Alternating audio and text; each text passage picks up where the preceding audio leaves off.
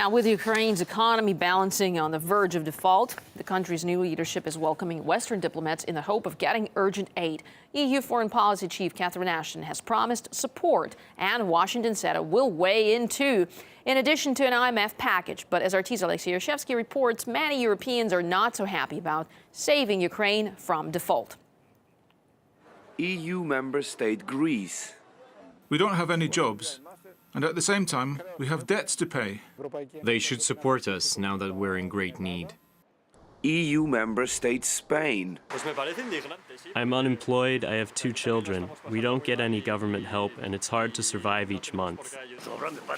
If we don't have money for us, how can we give it to Ukraine?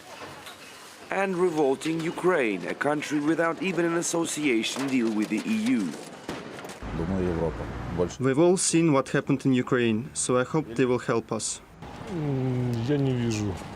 I can see no alternative sources of financial aid for Ukraine other than Europe. The EU is playing with carrots and sticks. There's economic integration, which was going to mean that big parts of the Ukrainian working population will see a deterioration in their living style. The fantasy about entering Europe, the streets being lined with gold, that's a fantasy, because the real project is an IMF-based austerity program. With questions about who will lead Ukraine into the future and whether the country will stay together, one thing is clear: it's the ruined economy that needs to be revamped first. Even before the Euromaidan protests kicked off, there was a talk of a possible default in Ukraine. In November, its external debt reached 160 billion euro. It was one of the main reasons why Kyiv refused to sign the trade pact with the EU, fearing it could aggravate the situation even more.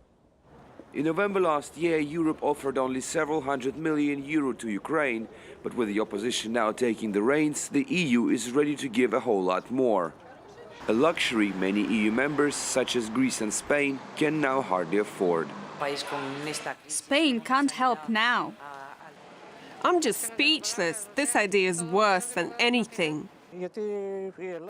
First they put Greece into huge debt, and then they offer Ukraine all the money? Alexei Yershevsky, RT, reporting from Kiev in Ukraine.